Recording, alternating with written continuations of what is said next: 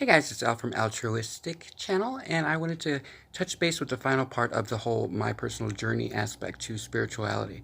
So essentially, I'm being prompted to kind of share my story a little bit more in depth. So please understand that it's not something that I necessarily have give any power or whatnot, but it's something that I guess some people need to hear out there. So when you live your life, there may be things that happen to you that make you feel either victimized or somehow disempowered. And so when you step into spirituality, the first thing that you need to do is understand that sometimes things happen because they were meant to. So when I was growing up, I grew up as a latchkey kid in New Orleans back in the early 80s. It was a great time to grow up, but I didn't have a father to speak of, and my mother was a working mom, so I didn't really spend any time with her. To be quite honest with you, the only love I really felt in the house was usually when my grandma was there, and that was only till I was like about 5 or 6. And then she moved out to live her own life. And then I was left kind of on my own for most of the time. I really didn't know my mom until I was about 10 or 11, and we moved from New Orleans to Los Angeles.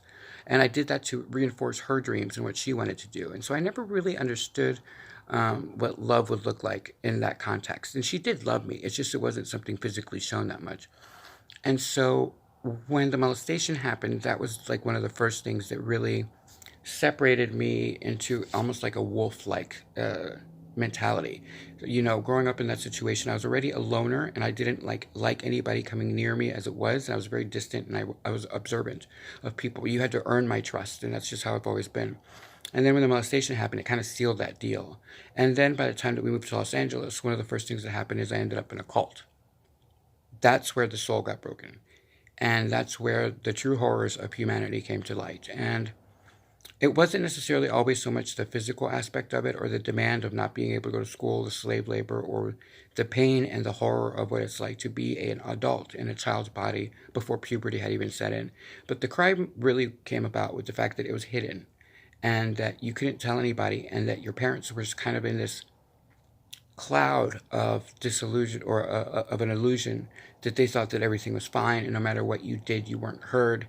And it was almost, to some degree, almost a slave trade. And I don't use that very loosely, but it was a very hard reality for such a young person. And having not really had a foundation of support other than yourself makes you feel victimized. And it took a while for me to get over that. And so I acted out in ways that would make you blush. I don't care who you are, I've done things that would just make you horrified. In fact, it didn't take one book, but it took 2 books on Amazon to explain the details of that experience, because it left me in a quest for stability and something that I had never had as a child. And so to that end, my path was very dark, and I went through a lot of soul's journeys back to back to back to back to back. And it's not to sit there and make anybody feel bad for me, because you shouldn't. I've risen above it, but it doesn't take away the memories of the haunting of trying to find a balance and trying to find yourself in a sea of absolute terror. And when you look to me and you look at me and you say, why should I believe in spirituality now? And I'm like, because it's the only shot you got. It's the only thing that will save you from whatever you're not able to overcome from an inner voice. And it's finding that attunement to hear yourself and hear what you truly want.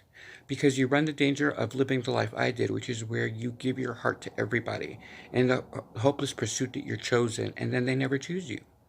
You're never going to be chosen if you live that life.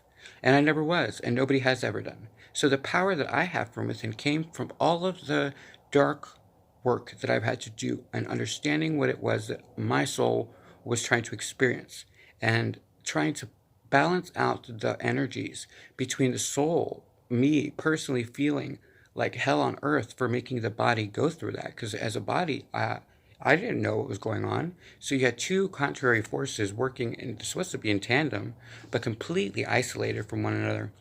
And so the journey was that much harder.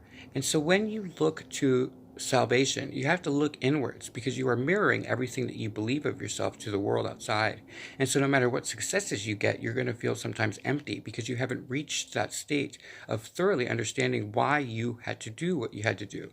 And then also forgiveness for what you had to do to survive that.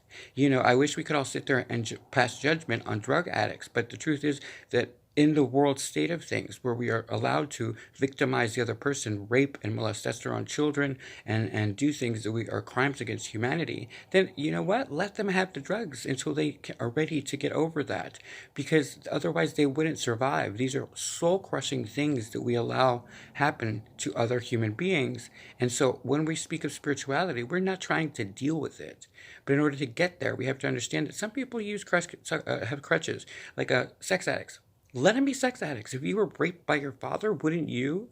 So these are compassion points that make you understand your journey, and it makes you understand who you are and how you are going to relate to the world at large. So instead of being isolated in the way that you see spirituality, understand that spirituality is a connection to the divine or the universe at large.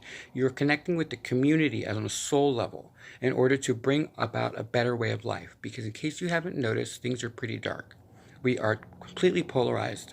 We are not able to look each other in the eye anymore because we have so empowered the wrong side on things that were meant in pure form, with religion taking and corrupting it into this way of saying that, no, I'm right, no, you're right. It is a battle that didn't need to happen. And so now we're trying to take back that power and state, no, you don't get to corrupt this anymore. This is a pure thing of spirituality with the great divine. This is a God quality that we are all allowed to have. But in order to get to that point, we have to start doing the work with ourselves. And that's why my journey was important to share, I guess. And that's why I was prompted to do it. So don't ever look at yourself as being the most victimized person, because you will run into someone like me. Actually, there's one other man that I've met, that I've come across, that is a solopreneur that's amazing, who's had equally hard life. But we overcame it. And you overcome it by just admitting that there's an issue. And you start to look at what you can do for your betterment. And before you know it, you will be working with us in the collective, trying to figure out how to clear the energy for humanity, because we have a big task. We're trying to save a planet that we're killing. And in case you haven't noticed, if the planet goes down, we don't get to survive it. So it's time for us to really step into understanding the weight of what we're dealing with, and then understanding the weight of what you've been through, and then empowering yourself. Step into the light. Step into good divine guidance. It's your time to shine. I'm telling you right now, you're not waiting for anything anymore. If you're compelled to watch this, or it comes across your desk, then you need to understand that it's a message. It's a message of divine guidance, whatever your religion being, because it's honoring that.